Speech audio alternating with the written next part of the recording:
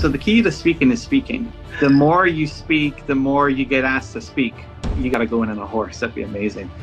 You got tons of opportunities. There he is. Hey, Evan, how are you? Good. How are you, Scott? Doing well, doing well. Thanks for having me. I love it. So Scott's a member of Movement Makers, signed up for the year. And as part of that, we do a one-on-one. So what do you got, man? Tell us a little about yourself, and then how can we help? Well, I am an entrepreneur, salesman by heart. Kind of ran on some pretty tough, heartbreaking losses, but here to bounce back. Decided to take this time to pursue my passion, which is speaking and being a motivational speaker. Hope maybe you can help me out with that. Just get back on the right track. Cool. So what are you doing right now for speaking? I'm just nothing really. Speaking to coworkers, friends, families. I spoke at some schools before, just about building credit and helping out, but nothing professional, nothing I can really get paid for. Are you sorry? Is the topic financial stuff? Are you talking motivation, life? What Motivational, life, sales, like corporate type of things. Okay. So the key to speaking is speaking. You know, like the more you speak, the more you get asked to speak. And so one of the hardest parts with speaking is that when it's really dry and there's nobody paying you to do it. At the beginning, people may not know who you are. You're building up your reputation. You speak everywhere you can. You know, and we're in an interesting world now where a lot of I haven't done an in-person speaking gig in almost 2 years. Wow. Yeah, it's everything's been virtual. You know, my friend Brendan Burchard DM'd me yesterday to speak at his influencer event that's coming up in December, and I think it's the same thing. That it's going to be Zoom for now. Now, at some point, we'll get back to in person and normal life, and shaking hands and hugging and all because that's the best part. It's like all the people come up to you afterwards and say, "Scott, holy cow, you changed my life. That message was so amazing." But it's easier to get on a lot more stages now than it used to be because a lot of the stages are virtual. So if I'm you, I work out a game plan of, one, how do I speak on at least 3 stages a week? Anywhere. At schools. Like you start with your local connections. What school did you go to? What city are you in? Atlanta. Perfect. I mean, you're in Atlanta. It's a huge city. You're not in some like tiny, like nobody knows anybody little town, right? Like Atlanta is huge. And man, the entrepreneur culture in Atlanta right now is on point. So many people need help and guidance, and they want it. And like the energy, Atlanta is the city on the rise with energy, entrepreneurial energy. And so this doesn't mean you have to teach them how to be an entrepreneur, but it's like people are trying to make something of themselves. They don't want to relive the story that their parents had, and they want to break free and do their own thing. So it's like, what a time for you to be in that city. Any Atlanta groups, even if it's a virtual stage, but ideally it's in person, libraries, YMCA. I started the YMCA. 3 people showed up to my free thing just to help entrepreneurs. They had a little entrepreneur club at the local YMCA, and that was my first speaking gig. So that's how you start to build the skill set, because the more you speak, the better you get at it, and the more you see how the message lands. And so, however good you are right now, you do 100 speeches, it just gets so much better. It just is going to happen. You're going to know which story to tell to whom, and what the reaction is going to be like, and like what buttons to push. You'll just get better at it the more you do it. But 2, the name starts to spread. You know, like people start to recognize you. Okay. People start to introduce you. People start to say, "Hey, let's have him come back." If you go speak at schools, a teacher knows somebody in corporate who asked you to come speak, or the parents then say, "Who is it?" The kids go home and so inspired to say, they say your name, and the parents want to know who this person was who came in and changed their kid's life, right? One thing leads to another, leads to another. So it's creating a plan to have 3 speaking gigs a week A week. Oh wow. Okay. Well, I mean, All right. listen, how fast you want to do this, right? I would love to get on a TEDx. That would be my goal here at some point. Okay, well, let's TEDx. So I was training an entrepreneur, and that was her goal. Was TEDx. Like TEDx is easy. TEDx is like TED maybe, but TEDx is easy. There's a video on my channel. Lily Ma made it, Lily, and then Ma Ma, and that was her goal. It's like, I want to be a TEDx speaker. It's like, well, when do you want to hit that goal? Like, oh, like in a year, I'd love to be a year. Like that could happen tomorrow. Like TEDx is not that complicated, right? Yeah. Here's what you need to look for TED, and it's great, and it's a great portfolio piece, and it's great. That's exactly what I was thinking. Yeah, it's great, and it's great practice too. TEDx, the two things to look at are, one, a lot of them are scheduling months in advance. So it's not that it's that difficult to get into, but you're looking at 2, 3, 4 months in advance what's coming to your area that you can be a part of. Because there's so many different TEDx's. It's not just TEDx like Atlanta. There's TEDx for some small school or the university or whatever. Like to create a TEDx is not that difficult, and there's so many of them. Are you willing to travel? Absolutely. So TEDx in California, you willing to go out there? Yeah. Then like when? Right now? Well, whenever. I mean, like when. Yeah, I'll go. Let's go. That's what I told Lily, and her first one was TEDx. We're in Toronto. She did TEDx Michigan. Like, how far are you willing to go? Like anywhere in the U.S. Okay, great. Because if you're going to and Toronto's a big city too. Toronto's slightly bigger than Atlanta, but it's a big city, and there's lots that happen in our area. But if you open up America, there's stuff happening all the time. So on the TEDx website, you go and you look at any TEDx event that's happening 3 months plus out, and they have themes, and you just have to adjust your presentation to whatever their topic is, right? So if you're gonna talk about motivation, man, motivation applies to everything.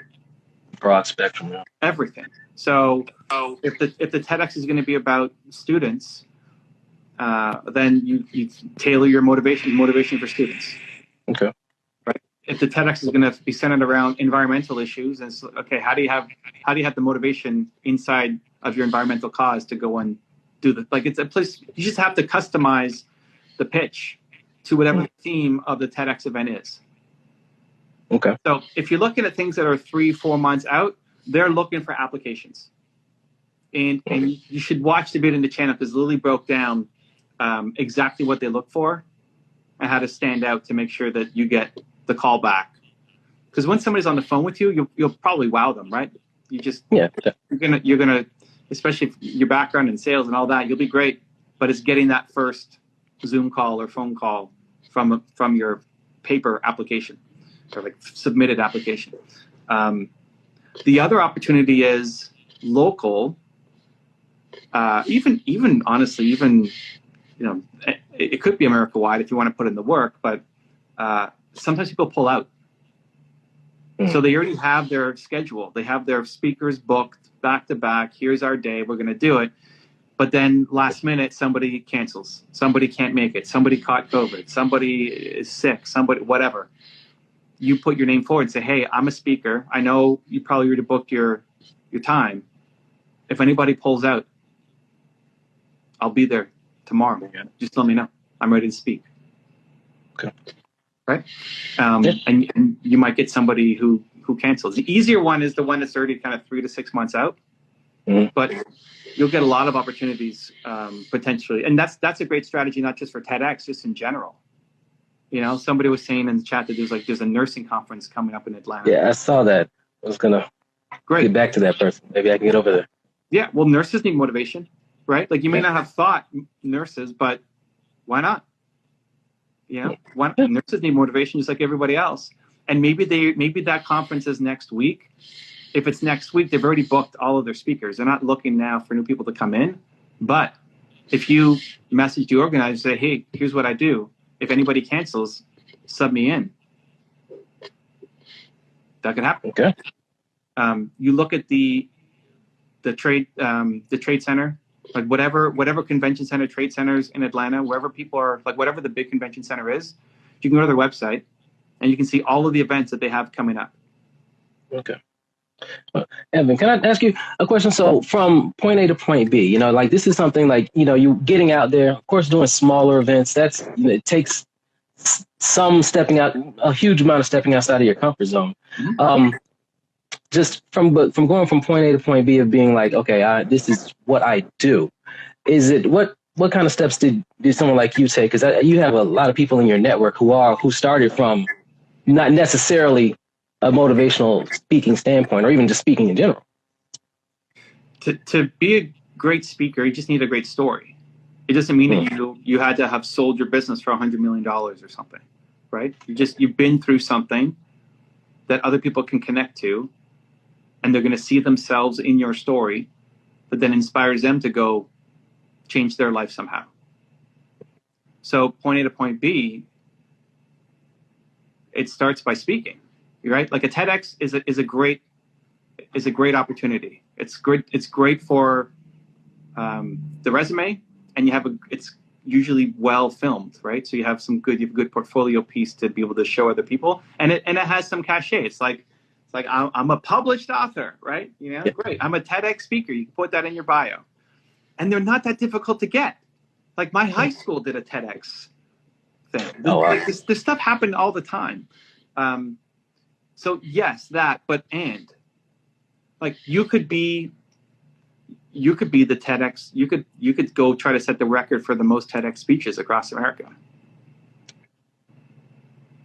Yeah, I don't know who has it, but like go and apply to every TEDx across America. That's 3 to 4. There's a website that shows, like TEDx website will show you all the events that are happening and who's accepting speakers. And then you apply to all of them and say, I'll travel to Seattle. I'll come to New York. I'll go to Chicago. I'll go to Miami. I love that idea. I love that idea. I'm going to definitely try for that, just to set the bar like real high. Yeah, do 100 TEDx talks. You'll be the guy who then is the expert on TEDx talks. You can have me back. I'll tell someone how to do it. Just keep applying. Just keep going for it. Yeah, and I mean, and then people watch it, and then they dive into your world. They love the message. They hire you to come speak at their event, or they're putting on some conference. I don't do a ton of work with corporate because my message is go be an entrepreneur. So corporate doesn't want to hire me to come talk to their team, right? Like talk their team out of a job. Like go get out of there. Be an entrepreneur. So any entrepreneur related events, or Brendan's event coming up is for influencers, or I speak at high level masterminds where people are paying $50,000 to be there.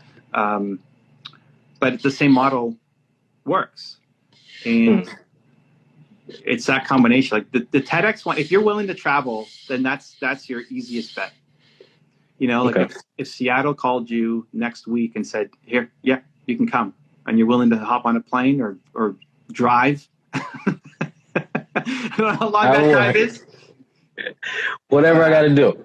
Yeah, and then and that's part of the story. That becomes part of the story. It's like, I want to do 100 TEDx talks, and I don't know what the record is, but that could be part of the goal, and part of the journey is watching you go and say, hey, this is something important to me. I'm not going to wait for it to come to me, because the next Atlanta TEDx talk is in 6 months. I'm not waiting that long. I'm going to go out and find my opportunities. Absolutely. I love this.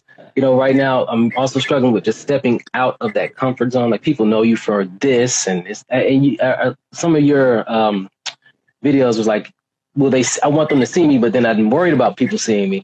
It's just going for it and being bigger than what I already am. It's like, okay, I can talk at a meeting or a conference or something like that, but a big stadium is like, I know there's people who want me to succeed, and just as many that don't want to see that. It's a little. Whose opinion are you afraid of?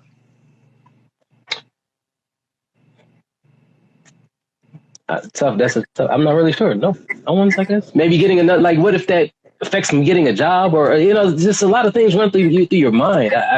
Great question though. No one, I suppose. This is going to be your job. Like you're going to end up, this is going to be your business, right? Where you're now speaking around the world, spreading your message and selling books and courses and training or whatever ultimately you want the speaking to be a platform for. You're right. You know, and anybody who like might see your stuff, who is a employer, like if you have a job right now, everybody's got some kind of side hobby that they're doing. And if they're not happy with your side hobby, maybe they're not the place that you should be at anyway. Yeah. Like if you have a job and you're worried about your boss seeing your stuff, the best thing you can do is crush it for your boss. Like whatever your 9 to 5 is or whatever hours you're working at, go and crush it for them to give you air cover to do whatever else you want. Like if you're a marginal employee and you're just kind of towing the line and just doing the basics and the bare minimum, then it's easy to fire you for a ton of reasons, right? It's like anything. This guy sucks. I don't like the shirt he wore today, so that's it. He's gone. But if you're crushing it for them and you're hitting all your milestones, then it gives you the freedom to do everything else. But this becomes your job. Like this will become your dream. Okay. You want to get paid to speak, and then you get to choose. Like TEDx, you're not paying to speak. TEDx, like you're gonna pay out of your pocket to get there, right? Drive, fly, walk, horseback, whatever. To get to, you got to go in on a horse. That'd be amazing. That'd be great for the video, right? Like, yeah, exactly. But and the journey becomes like I want to be a great speaker. I've got a great message inside me. I need to get this out to the world. And then you start getting paid, and then you'll get like $500 to speak, and then it becomes 1,000, and that becomes 2,000, and it becomes 5,000, 10,000, 20,000. You know, like as you get better at it, you get paid to speak at bigger events. You get paid more. You still do free ones. Like I still do a lot of free speaking because it's in my heart and I love reaching people. And it really just depends on where I'm speaking and what if somebody's got a big budget, then I'm getting paid. If somebody's got no budget, but I believe in the cause, then I'm doing it for free because I love it, because it's something that you're called to do, not just something to make money. Okay. Thank you. Yeah. Thank you. That's great. It gave me that push. I really appreciate it. Well, so that's next. It's like when, as soon as Lily told me that was her goal, to be a TEDx speaker, I wanted it to happen like this week. And I was like, this is not hard. So I looked at what was the closest one to my city in Toronto. She was in Toronto too. And there was one happening at a university. It's like an hour away from our city. And just put on by the students, like technology, TEDx, whatever.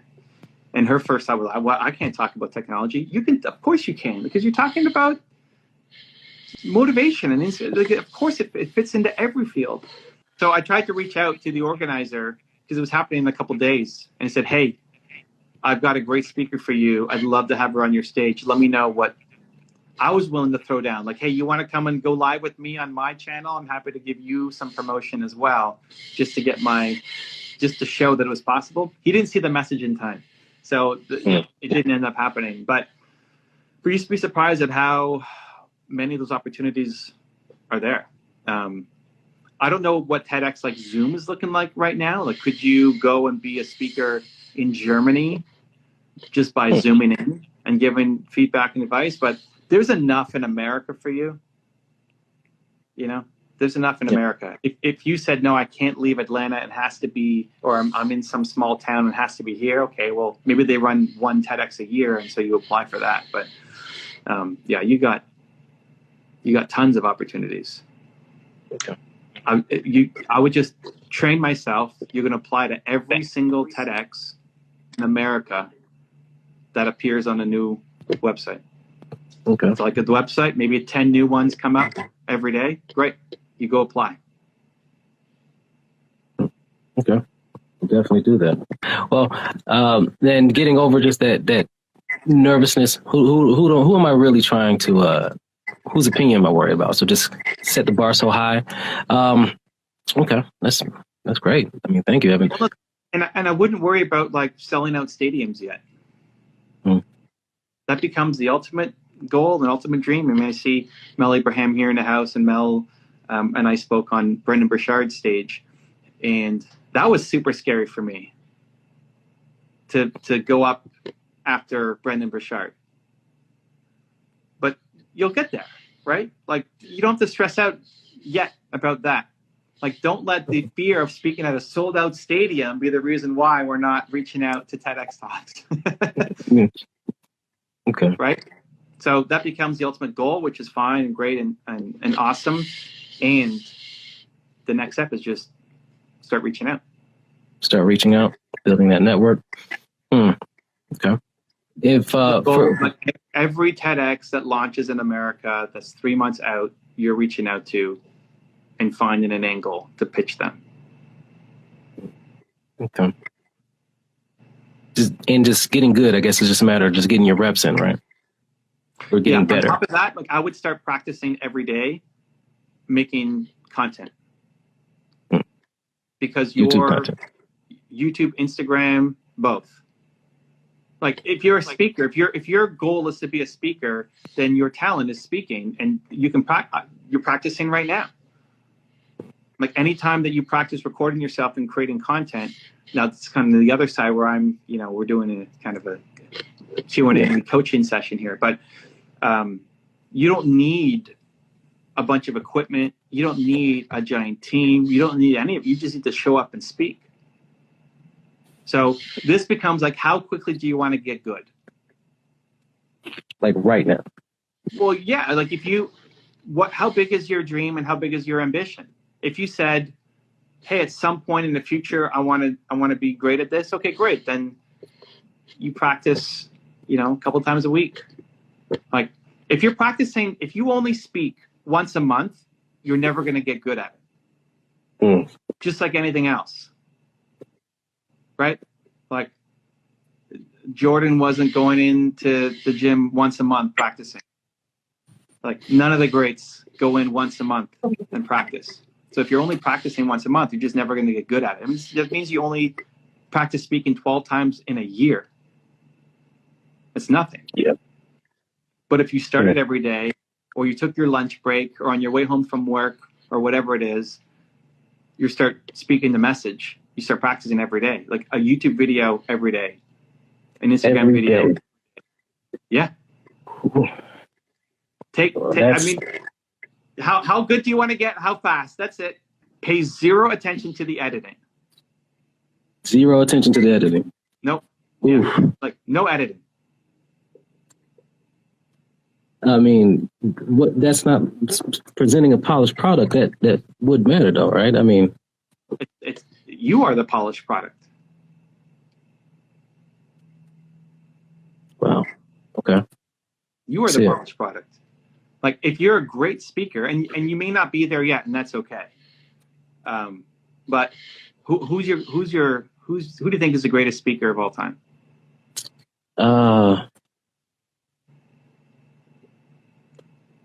I like E.T. He's, that's kind of my jam right there. You're great too, though. I love you though. You're great. I'm humbled to be in the same conversation as E.T. But for me, it's young Les Brown. I love Les Brown too. But you want to go E.T., that's great. Like, E.T., how did he get started? Did you see the early E.T. videos? Yes. Well, not how early, not super early, no. Early. E.T. was like in his backyard with terrible lighting. But E.T. just shows up. Now, he's also gotten a lot better over the years as a speaker. But E.T. does not need the fancy editing. And if you worry about editing every video, making it perfect, you're training yourself on the wrong skill. You're training yourself to be an editor instead of being a great speaker. Okay. Yeah, okay. That's a great point. So, I love that. I love that. I love that. I love that. Yeah. Okay. So if you want to get better quickly, then every day you do a rant or a speech or something. Like, It's not just this. This will train you to be a much better speaker, because typically when you're speaking, you're sharing the same story over and over and over and over and over again. Mm-hmm. This is a different audience, which is fine. And your foundation story is important. But when you speak every day, it forces you to come up with new stories inside of the same message. So your message might still be the same of just go for it. Like if that's your message, go for it. Great. And you have your stories and your 5 like go-to stories. But if you're doing it every day, you got to think about, what did I do today that's going to go for it? Yeah. What did I do yesterday that's inspiring me to go for it? So it forces you to come up with new stories, which makes you a much better speaker, because now you can pull from a lot of different examples instead of just talking foundation. But yeah, train yourself that as soon as you press record, something fire is going to come out. All right. So you don't press record and say, okay, wow. So here we are. Motivation, you know. Yeah. But like you think about it a little bit, but train yourself to do you're going to do 10 to 15 minutes every day, every morning, every lunch, every dinner, whatever. Like when I got better at it, it's because my agent pushed me to do 3 20 to 40 minute videos a day. Okay. Every day. And you posted them and just put them out there. Post them and put them out there. Okay. What's your message? Is your message be perfect? No. Great. So the message is just overcoming. Just do. Well, then you got to live your message. Got to do it. You got to live it. And then I want to be able to look back on your first video and say, man, that's how we started. That's awesome. Yeah. All right. Yeah. Thank you. Thank you so much. Cool, man. So that's the homework. Daily videos. Okay. YouTube, Instagram, and just flow. Just speak from the heart. Like get a message and then just think about what your first line is going to be. And then let your heart take over. And if you mess up and you make a mistake, great. And you have to pause and like, I don't even know where I was going with that. Great. Keep that in. Post. Really? Okay. Just go. Okay. Go. Like, don't be the perfect guy. Because in watching some of the mistakes and slip-ups, you actually inspire more people. If you're really nervous and you don't know what to say, that's your video. Guys, I'm really nervous and I don't know what to say. Because I'm supposed to have all the answers and be this great speaker, and I'm stuck. All right. Post next, right? And if you have a daily video coming up, you're less concerned about what happened yesterday, because you got this next. It's a moving train. Like I don't even know what videos I recorded 3 weeks ago. We made a mountain of videos since then. Yeah. And then the TEDx to start getting on stages. All right, I'm gonna do it. I'll make it happen. All right, man. Looking forward to it. Thank you so much, sir. Good to have you, Movement Makers, too, man. Much love. Right. We'll see you soon. If you want another awesome video in our Black Excellence series, check out the video right there next to me. I think you'll enjoy it. Continue to believe, and I'll see you there.